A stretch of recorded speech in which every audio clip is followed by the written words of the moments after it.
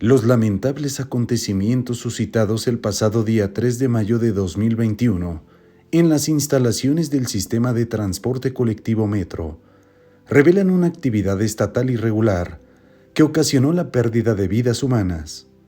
Pero ¿qué relación causa-efecto existe entre la actividad administrativa estatal y la consecuencia producida?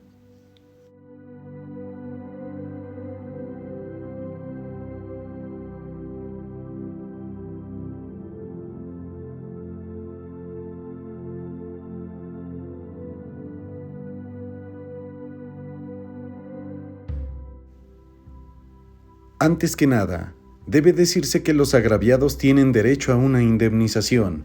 ya que ésta cumple con la finalidad de dejar indemne al sujeto o sujetos que hayan resentido en su esfera jurídica los daños ocasionados por la actividad administrativa irregular del Estado,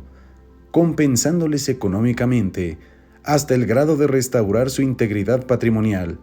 lo cual se cumple mediante el pago de una indemnización, la cual debe ser suficiente para resarcir en su totalidad la lesión patrimonial causada, de manera que el particular obtenga una compensación que corresponda con el daño resentido, y el Estado afronte los costos de su actuación irregular. En ese contexto, la Ley de Responsabilidad Patrimonial del Distrito Federal, hoy Ciudad de México, en su artículo 13, establece, entre otras bases, que la indemnización por responsabilidad patrimonial del Estado, derivada de la actividad administrativa irregular, debe pagarse al reclamante en moneda nacional y puede convenirse su pago en especie. Además que su cuantificación se calculará de acuerdo a la fecha en que la lesión efectivamente se produjo o la fecha en que haya cesado, cuando sea de carácter continuo, y en todo caso, el monto deberá actualizarse al tiempo en que haya de efectuarse el cumplimiento de la resolución por la que se resuelva y ordene el pago de la indemnización. La indemnización cuando la actividad irregular del Estado cause la muerte de la víctima debe comprender los daños siguientes. Daños personales, cuya indemnización correspondiente debe fijarse conforme a lo establecido en el artículo 1915 del Código Civil, que a su vez remite al artículo 500 de la Ley Federal del Trabajo. Y daños morales. El monto de la indemnización debe calcularse de acuerdo a la Ley de Responsabilidad Patrimonial Local, de acuerdo a los criterios establecidos en el Código Civil, específicamente conforme a lo establecido en el artículo 1916. En el caso de muerte, el cálculo de la indemnización será de acuerdo a lo dispuesto en el Código Civil, en su artículo 1915, y la reparación del daño, cuando no sea posible el restablecimiento de la situación anterior, debe comprender el pago de daños y perjuicios.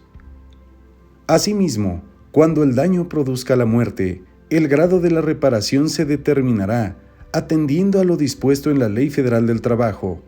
que al efecto establece que para calcular la indemnización que corresponda, se debe tomar como base el cuádruplo del salario mínimo diario más alto que esté en vigor en la región y se extenderá al número de días que para cada una de las incapacidades mencionadas señala la Ley Federal del Trabajo.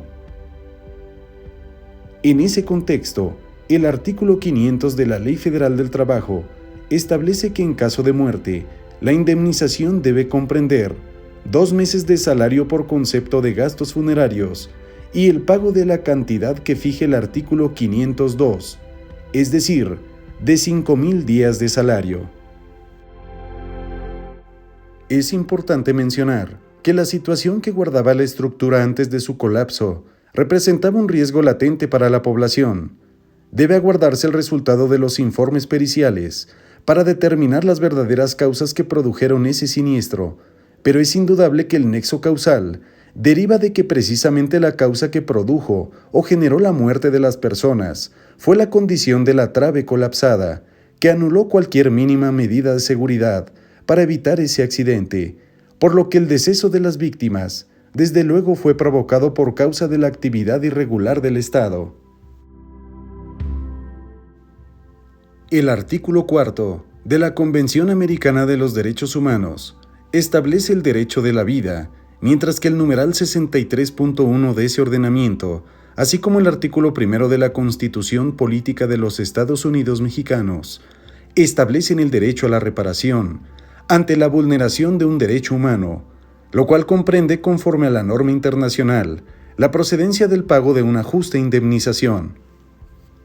Este derecho ha sido ampliamente desarrollado por la Corte Interamericana de Derechos Humanos, señalando que es un principio de derecho internacional que toda violación de una obligación internacional que haya producido un daño comporta el deber de repararlo adecuadamente. Para lograr una justa indemnización en casos que involucren al Estado, se debe analizar lo siguiente: los factores a ponderar respecto a la víctima, que incluyen aspectos cualitativos del daño o daño moral en sentido estricto, el tipo de derecho o interés lesionado. El daño moral se determina en función de la entidad que tiene el derecho o interés lesionado, así como en la pluralidad de los intereses lesionados. La existencia del daño. En todos aquellos casos en los que se vulnere o menoscabe ilegítimamente la libertad o la integridad física o psíquica de las personas, la existencia del daño moral debe presumirse, como en el caso de muerte.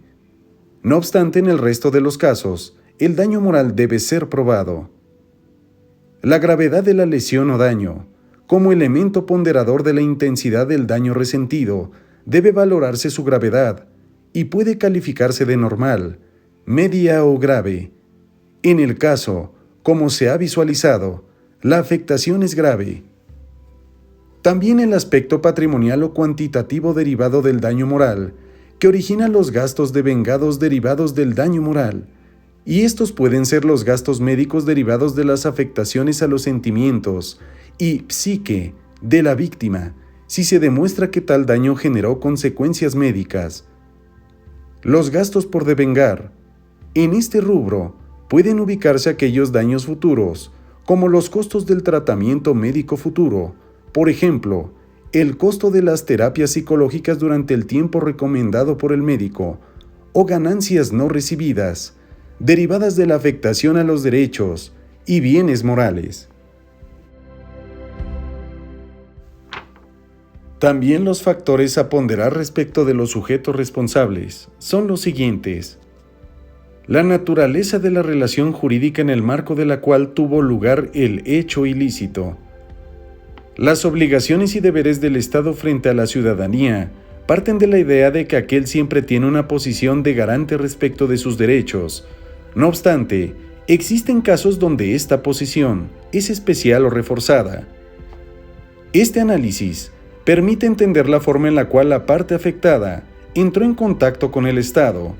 así como para determinar si en el caso la respuesta esperada por parte de éste se desvió de los estándares aplicables.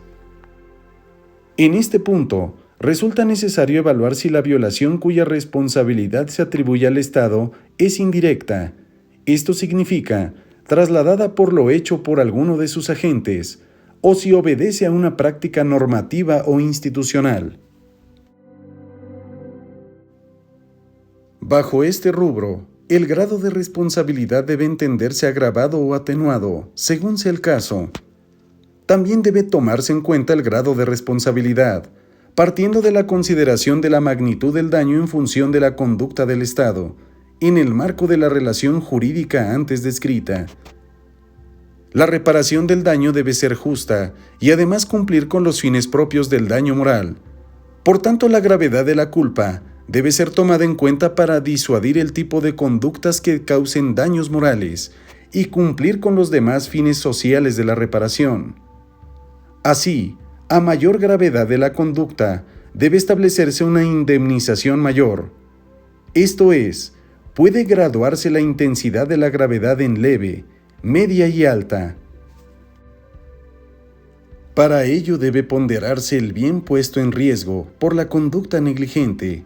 el grado de negligencia y sus agravantes, la importancia social de los deberes incumplidos, a la luz del tipo de actividad que desempeña la parte responsable, entre otros factores. Debe valorarse el tipo de bien o derecho puesto en riesgo, así como el número de personas que podrían haberse visto afectadas por los actos negligentes. Para calificar el grado de negligencia, deben valorarse sus agravantes, esto es la malicidad, mala fe, intencionalidad o si se trató de una actitud groseramente negligente. En este aspecto resulta relevante el tipo de atención que recibieron las víctimas una vez ocurrido el hecho dañoso. Y por último, la capacidad económica, ya que en materia de responsabilidad patrimonial del Estado, la Federación y las entidades federativas se encuentran obligadas a contar con un presupuesto suficiente para hacer frente a casos que involucren su actividad irregular, incluyendo en este concepto los asuntos derivados de violaciones a derechos humanos. La finalidad y objetivo de la indemnización será reparar, prevenir o reprimir.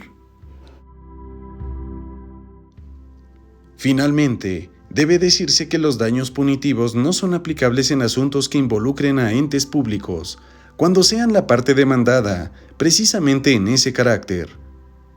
Ello porque la posibilidad de imponer un castigo ejemplarizante se da a través del régimen de responsabilidades penales y administrativas que cubren la actuación de las y los servidores públicos y la sanción económica que se trasladaría de las personas responsables a la figura del Estado, en realidad castigaría a las y los contribuyentes, mientras que no necesariamente desincentivaría conductas análogas en el futuro, ni cambiaría el estado de cosas que permitió la aparición del hecho ilícito.